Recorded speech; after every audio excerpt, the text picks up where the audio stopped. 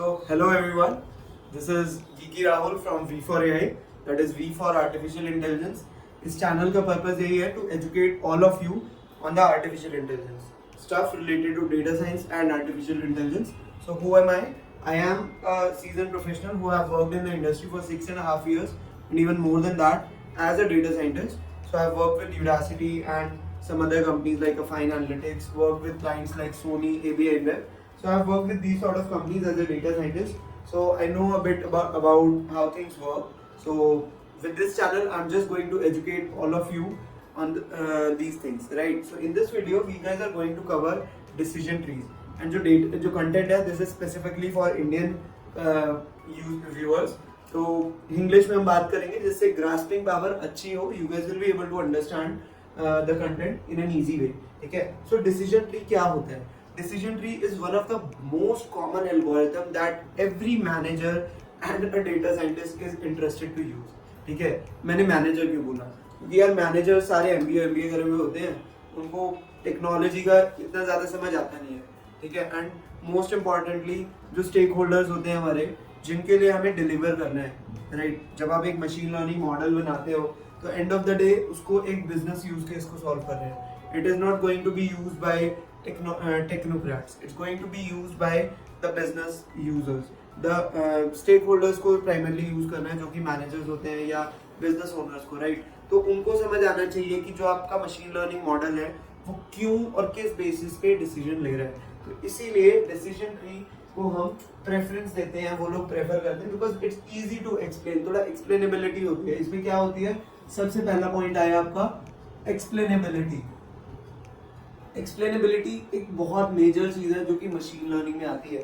अब आप लोग चैट जीपीटी यूज करते हो, सो यू नो कि मैंने कुछ पूछा बट उसने आंसर दिया, but do you know how it's working on the back and? You don't know, right? तो वो चीज़ एक नॉन टेक बंदे को तो बिल्कुल भी समझ नहीं आती. टेक्नोलॉजी वाले बंदे को भी समझ आती है कि हाँ उसके पीछे ट्रांसफॉर्मर्स लगे हुए हैं, उसके पीछे एक LLM मॉडल ट्रेन है, उसके पीछे हमने NLP के थ्रू हमने कुछ चीज़ें इंप्लीमेंट करी हुई है. But more than that you can not explain it, right? Because वो क्या होते हैं, वो डीप लर्निंग बेस्ड होते हैं मॉडल्स. तो उसके अंदर एक ब्लैक बॉक्स बोलते हैं. प्राइमरली डीप लर्निंग के अंदर हम लोग ब्लैक बॉक्स की तरह कंसीडर करते हैं. We don't know how it's actually computing, how it's optimising everything.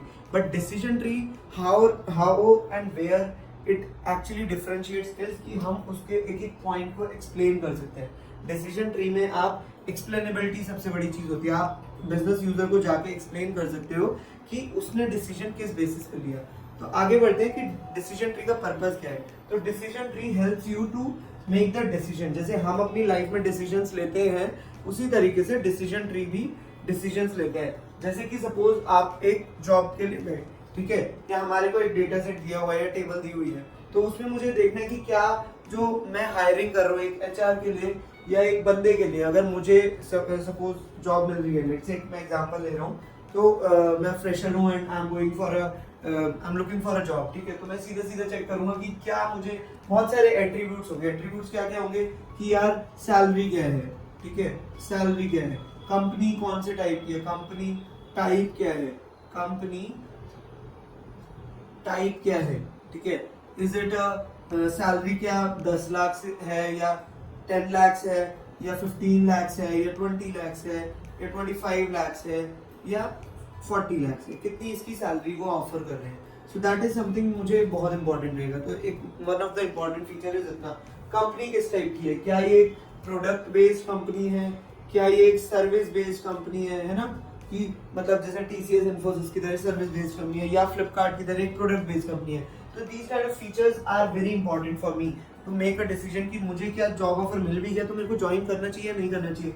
उस कंपनी में ऑफिस जाने के लिए क्या वो एक मुझे is it a remote job, क्या मुझे रिमोटली काम करना है. जैसे हो सकता है मुझे रिमोटली पसंद हो या बट हाइब्रिड है उसके अंदर, ठीक है, रिमोट है या हाइब्रिड है, या आपको कंप्लीटली ऑफलाइन ही जाना है, ठीक है, ऑफलाइन ही ऑफिस है.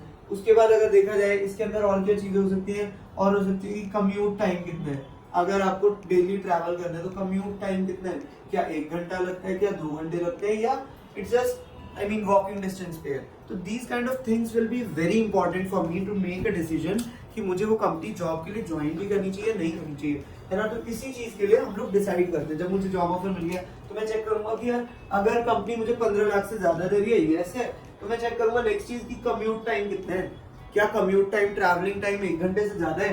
अगर 1 घंटे से ज्यादा है तो मैं कहूंगा नहीं यार मैं तो दूसरी कंपनी देख लूंगा, कोई नहीं। बट अगर नहीं है, मेरे घर के पास है, सपोज मैं बैंगलोर में रहता हूँ, मेरे बिल्कुल वॉकिंग डिस्टेंस पे है और 20 मिनट्स मुझे सिर्फ रैपिडो करके लगते हैं, तो मैं कहूंगा ठीक है देन आई कैन कंसीडर। अब वो ऑफर्स फ्री लंच, फ्री का खाना किसको नहीं पसंद, फ्री की कॉफी मिल रही है नहीं मिल रही, वर्क लाइफ बैलेंस कैसे, तो लंच वंच दे रही है कंपनी या नहीं दे रही। If they are offering free lunch, भाई यस है, तो मैं सोचूंगा then I will accept the order. तो this is the way I can make some decisions, right. इसी तरीके से डिसीजन ट्री होता है। एंड इवन जब आप decision tree machine learning model आप ट्रेन करते हो तो वो एग्जैक्टली इसी तरीके से बनाता है, एग्जैक्टली ऐसे। ऐसा नहीं है कि मैंने कुछ और चीज बताई है, बिल्कुल इसी तरीके से वो आपको प्लॉट भी करके देता है चार्ट, ठीक है। तो डिसीजन ट्री में आप विजुअलाइज कर पाते हो, आप उसे देख पाते हो कि वो जो मशीन लर्निंग एल्गोरिथम है वो कैसे डिसीजंस ले रहा है, किस बेसिस पे डिसाइड कर रहा है।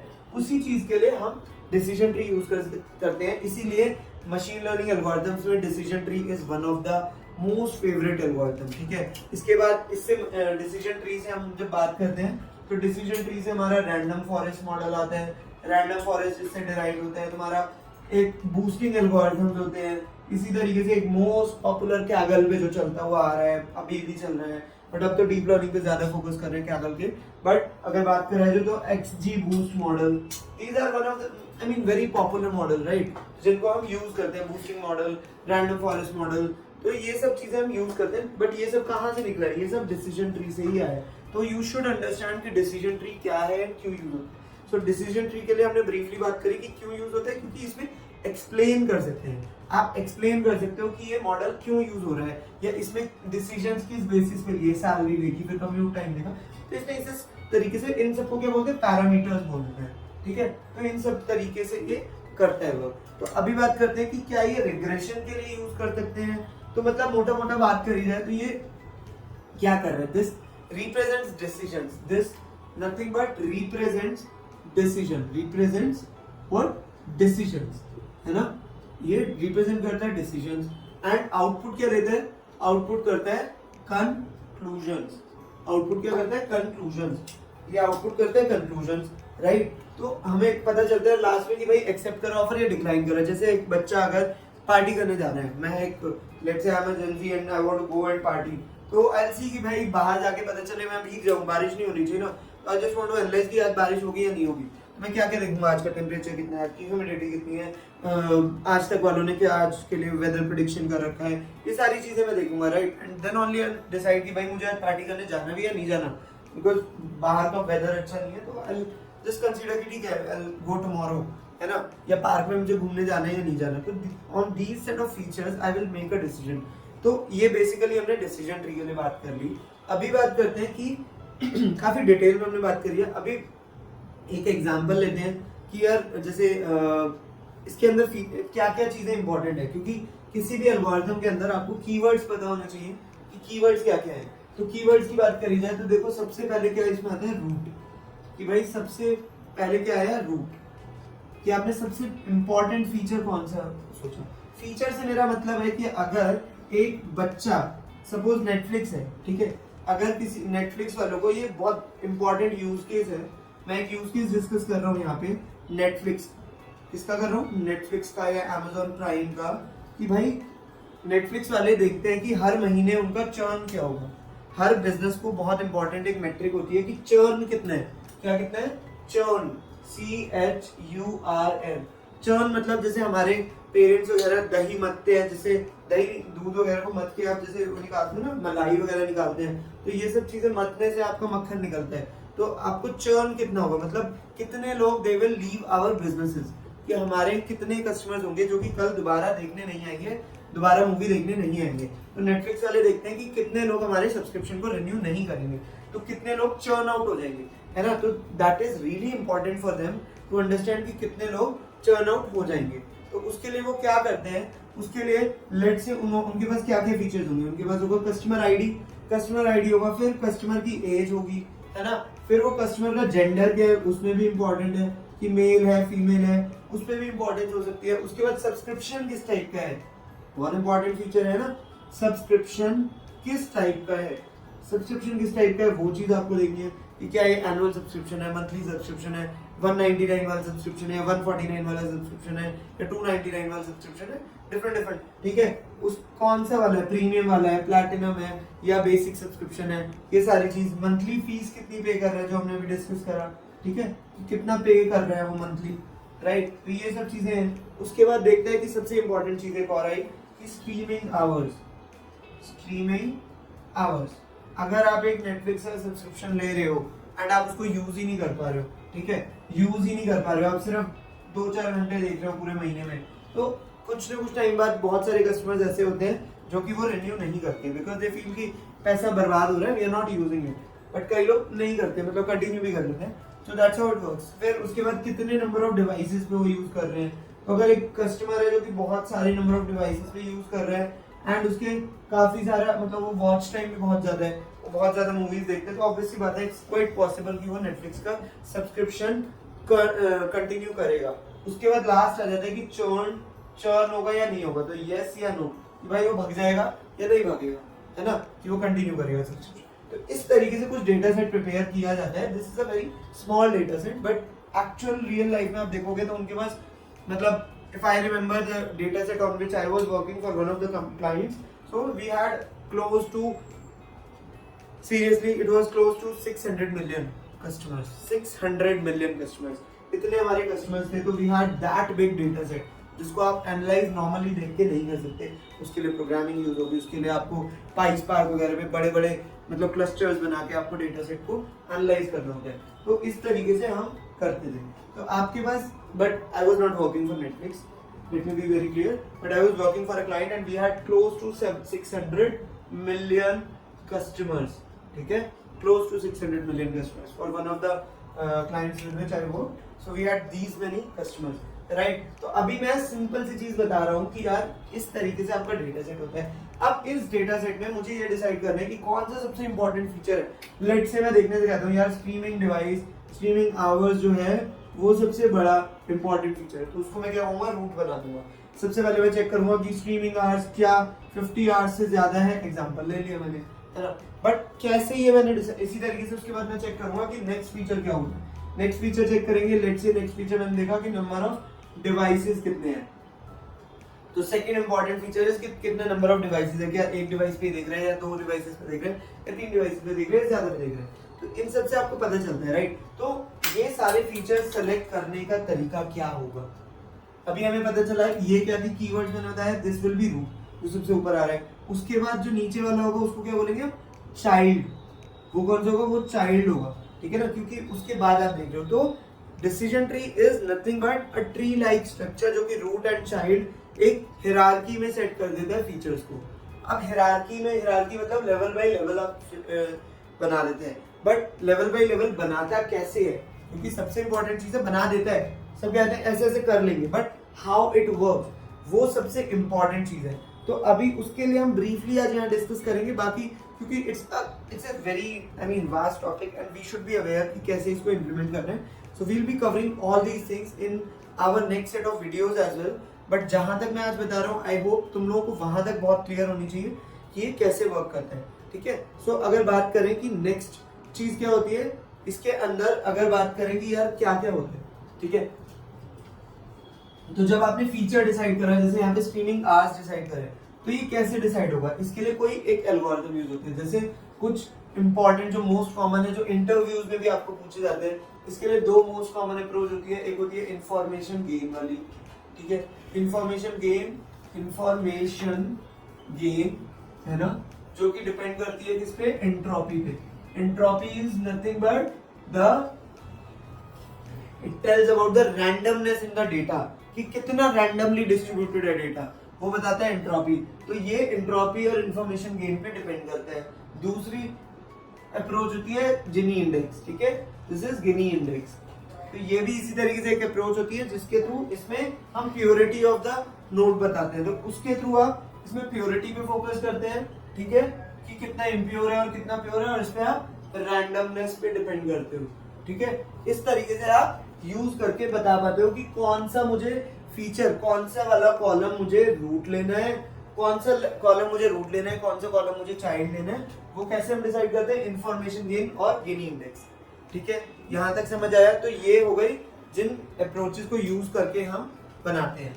अब आगे अगर बात करी जाए कि इसके यूज केस क्या क्या है। यूज केस आर लाइक, भाई स्टॉक मार्केट्स के अंदर आपको डिसाइड करना है कि मुझे खरीदना है या नहीं खरीदना है एक स्टॉक, तो उसमें भी यूज कर सकते हो। तो वो किस टाइप की होगी प्रॉब्लम, यस और नो टाइप की, जैसे चर्न होगा या नहीं होगा, बंदा कंटिन्यू करेगा सब्सक्रिप्शन या नहीं करेगा, तो यस और नो हो गया आउटपुट। इसको क्या बोलते हैं, this is kind of classification problem.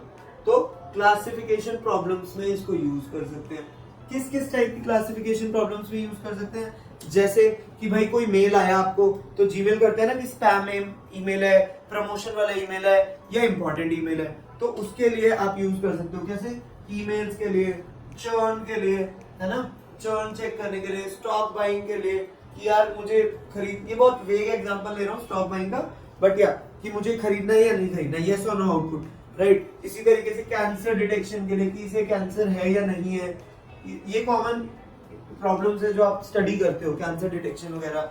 X ray के अंदर जैसे कोविड के टाइम पे निमोनिया है या नहीं है, वो चीजों के लिए हम लोग यूज कर रहे थे, हम लोगों ने कुछ कुछ चीजें बनाई थी। ठीक है, उसके बाद आता है तो ये यस और नो है। अब सपोज करो कि एक बंदे को कुछ प्रिडिक्ट करने की वैल्यू कितनी है, कि कल वेदर, कल टेम्परेचर कितना होगा या इस स्टॉक का प्राइस कितना होगा, तो उसको क्या बोलते हैं, जिसमें आप वैल्यू, न्यूमेरिक वैल्यू आउटपुट देते हो। न्यूमेरिक वैल्यू एक आउटपुट होती है, उसको क्या बोलते हैं, उसको बोलते हैं, क्या बोलते हैं उसको, रिग्रेशन प्रॉब्लम। रिग्रेशन, जिसके अंदर एक न्यूमेरिकल वैल्यू आउटपुट होती है। ठीक है, रिग्रेशन प्रॉब्लम। जैसे ओला के अंदर मुझे अगर ओला कैब्स में बुक कर रही है, उबर बुक कर रहा हूँ, तो उसका प्रिडिक्ट करना कि यार कितनी वैल्यू आउटपुट आएगी, तो उसे क्या बोलते हैं, उसमें न्यूमेरिक वैल्यू आउटपुट आ गई, तो उसको बोलते हैं रिग्रेशन प्रॉब्लम।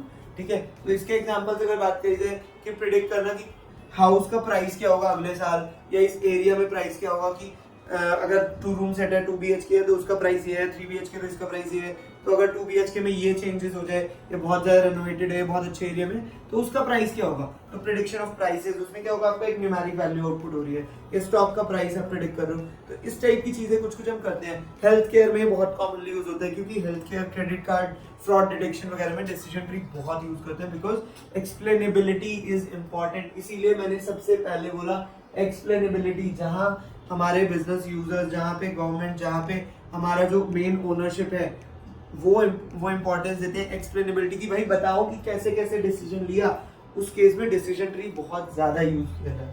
ठीक है, so that's a bit about it. अभी बात करेंगे last topic is advantages and disadvantages. तो एडवांटेज और डिसएडवांटेज क्या है, एडवांटेजेस क्या है, क्यों यूज कर रहे हैं हम, और डिसएडवांटेजेस क्या है, क्योंकि इतने सारे एल्गोरिथम है, हर एल्गोरिथम का एक यूज केस होता है कि किस चीज में यूज करना चाहिए और किस में नहीं। ऐसा नहीं है कि आप डिसीजन ट्री को हर जगह यूज कर सकते हो, but is it the best thing to do, that is something which is very important and you should understand that, right. तो डिसीजन ट्री की अगर बात करी जाए तो एडवांटेजेस क्या है, अभी सबसे पहले हमने बोला एक्सप्लेनेबिलिटी। एक्सप्लेनेबिलिटी मतलब इजी टू एक्सप्लेन है, इजी टू अंडरस्टैंड है ना, आप इजीली समझा सकते हो किसी को, तो ये चीजें हो गई। उसके बाद अगर बात करी जाए कि एक्सप्लेनेबिलिटी तो है इसमें, ठीक है, इसके अंदर क्या कैटेगोरिकल डेटा भी यूज होता है, इसके अंदर आप कैटेगोरिकल एंड न्यूमेरिकल दोनों डेटा यूज कर सकते हैं। Numerical data can be handled, मतलब कि जैसे सपोज मेल फीमेल जेंडर वाला था, या ये सिटी में रहता है या रूरल एरिया में रहता है कस्टमर, नेटफ्लिक्स का यूजर जो है, तो वो सब क्या हुआ, जिसमें क्या होगा, रूरल होगा या सिटी होगा, है ना, रूरल या अर्बन एरिया, तो ये क्या है, ये टेक्सचुअल डेटा है, तो ये कैटेगोरिकल डेटा में कंसीडर करते हैं हम। बट वहीं पे अगर बात करी जाए एज ऑफ द कस्टमर, वो क्या है कि 15 साल का बच्चा है या 25 साल का बंदा है या 65 साल का बंदा है, तो वो क्या है, वो न्यूमेरिकल डेटा है। तो डिसीजन ट्री में हम किसी भी टाइप का डेटा ले सकते हैं। ठीक है, इसके बाद एक आती है कि काफी सारे में कई लोग कस्टमर्स जो है सारे डेटा फिल नहीं करते, तो उसमें क्या होता है, मिसिंग डेटा होता है। तो मिसिंग डेटा के केस में काफी सारे एल्गोरिथम्स वी कैन नॉट यूज, तो इसके अंदर मिसिंग डेटा अपने आप ये हैंडल कर सकते, कैन बी हैंडल्ड। ठीक है, कैन बी हैंडल्ड, हम कुछ इम्प्यूटेशन वगैरह लगा के लगा सकते हैं, ठीक है, can be handle, decision tree के अंदर मिसिंग डेटा भी हैंडल कर सकते हैं। इसके बाद अगली बात करी जाए तो ये काफी फास्ट भी होते हैं, फास्ट एंड एफिशिएंट। तो इसी के डिसीजन ट्री आप यूज करते हो तो काफी सारी और भी कुछ चेंजेस करके हम we can make it more efficient as well, ठीक है, जैसे जीपीयू प्रोसेसिंग वगैरह कुछ एल्गोरिथम के पैकेजेस हम यूज करके we can do that. So these sort of things can be done, but कुछ चैलेंजेस भी हैं। चैलेंजेस क्या है भाइयों? अच्छी चीजें तो आपने बता दी, अब दिक्कतें भी बता दो। डिसएडवांटेजेस, डिसएडवांटेजेस क्या है इसके? डिसएडवांटेजेस बहुत सारे हैं, ठीक है, वो भी है। क्या है? It is prone to over fitting. अब ओवर फिटिंग क्या बना है? ओवर फिटिंग इज कि मैंने कॉम्प्लेक्स इतना बना दिया, मैंने बहुत सारे कॉलम्स को ले लिया। जैसे स्टॉक मार्केट प्रेडिक्शन है, कोई बंदा कहेगा पड़ोसी से भी पूछ ले, सीएनबीसी भी देख ले, आज तक भी देख ले, न्यूज़पेपर के भी डेटा ले ले, और वॉरेन बफेट की भी एनालिसिस देख ले, और मतलब हर जो पड़ोस में आ रहा है, रोड पे चलता हुआ बंदा है, मैं उस सबको सोचो, अगर आपको हर उस इंसान का डेटा मिल जाए तो क्या आप डिसीजन ले पाओगे? You will get confuse and you will make wrong decision. तो इसीलिए कहा जाता है, इसीलिए कुछ बड़े लोगों ने कहा है, take very few opinions, take opinion from professional. जैसे अगर आपको कोई बीमारी है तो इट्स बेटर कि आप डॉक्टर से सजेशन लो, ना कि अपनी अंकल आंटी के पास जाके जिनको मेडिकल साइंस का कुछ भी नॉलेज नहीं है, राइट। तो इसीलिए प्रोन टू ओवरफिटिंग होता है, इसके अंदर हमें पता नहीं चलता हमें कितने फीचर्स लेने हैं, तो वहीं पे दिक्कत आती है, और इस वजह से ये बहुत ओवर कॉम्प्लिकेट कर देता है, चीजें कॉम्प्लिकेट कर देता है, इस वजह से ये ओवरफिट कर जाता है, मतलब बहुत छोटी छोटी चीजों को भी समझने की कोशिश करता है। इस वजह से जब एक्चुअल डेटा आता है तो ये गलत आउटपुट देता है, ठीक है, तो ये दिक्कत होती है। इस वजह से इसकी परफॉर्मेंस होती है, परफॉर्मेंस डिग्रेड कर जाती है, परफॉर्मेंस घट जाती है, ठीक है, ओवरफिटिंग वगैरह की वजह से, क्योंकि हम तभी तो नहीं यूज करेंगे ना। डिसएडवांटेजेस का मतलब ये है। और it is very sensitive to hyper parameters, जो भी हम वैल्यूज ले रहे हैं ना, कि हम क्या क्या वैल्यूज लेने वाले हैं, उससे सेंसिटिव होता है, वेरी सेंसिटिव, और कंप्यूटेशनली एक्सपेंसिव भी है।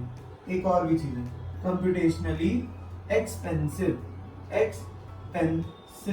कंप्यूटेशनली एक्सपेंसिव, काफी एक्सपेंसिव हो जाता है। अगर बहुत बड़े डेटा सेट, जैसे मैंने बोला 600 मिलियन यूजर्स का था, तो अगर हम इतने बड़े डेटा सेट्स पे यूज करेंगे ना, बहुत सारे कॉलम, आपके 1000 कॉलम्स है, सपोज 1000 कॉलम्स है, रोज की बात नहीं कर रहा मैं, 1000 फीचर्स, एट्रीब्यूट्स, कॉलम्स है, तो क्या होगा, ये बहुत सारी कंप्यूटेशन करेगा and it will take a lot of time to process, right. तो इसीलिए, but there can be an number of other solutions as well, तो उस केस में हम इसको नहीं यूज करते, ठीक है। So you should be aware about advantages and disadvantages. But जहाँ पे मैनेजर्स की बात आती है तो भाई हम लोग सोचते हैं कि बेटर कि आप सिंपल मॉडल्स यूज करो, लोगों को समझा पाओ, क्योंकि ओवर कॉम्प्लिकेट अगर आप करोगे तो दिक्कतें होती हैं। तो इसी तरीके से इसमें एक और चीज है कि प्रूनिंग की भी जरूरत पड़ती है। प्रूनिंग क्या होती है कि आप जैसे पेड़ बढ़ जाते हैं, बहुत बड़ा हो जाता है पेड़, तो हम क्या करते हैं, छटाई करते हैं, कटाई करते हैं ना, उसको जो एक्स्ट्रा लीव्स जा रही होती है उनकी कटिंग करते हैं, जिससे कि उसकी शेप मेंटेन होकर रखे, तो वही बोलते हैं, उसी को बोलते हैं हम प्रूनिंग। प्रूनिंग की जरूरत है क्योंकि कई बार रिजल्ट्स बहुत बेकार आ जाते हैं, तो इसलिए हमें प्रूनिंग की रिक्वायरमेंट होती है। तो ये एक्सटर्नली हमें स्टेप लेना पड़ता है, प्रूनिंग। तो ये सारी चीजें हैं, आई थिंक ब्रीफली हमने डिस्कस करा है आज regarding the whole decision tree thing. अभी इसमें इंफॉर्मेशन गेन कैसे इंप्लीमेंट होता है, फॉर्मूलाज क्या होते हैं, I would be really interested to help you understand all these things, information gain, entropy, Gini index, and pruning क्या होता है, और overfitting क्या होता है, underfitting क्या होता है। तो ये सब चीजों के लिए मैं definitely interested हूँ and I can explain you everything. So if you like my video, so do share the video with your friends, with your colleagues. If you're working professional, do share it in your office so that others can also get benefit of it, and subscribe to the channel so that you can get the notification about the next video that I am uploading. ठीक है, तो इन सब topics पे हम videos डालने वाले हैं अभी, तो कंटिन्यूएशन में डालेगी। जेनएआई पे भी मैं I am working, so LLMs कैसे यूज करते हैं, so do subscribe to our channel, and if you have like my video just comment in the comment section and let me know what you liked and what you didn't. See you in the next video guys, all the very best.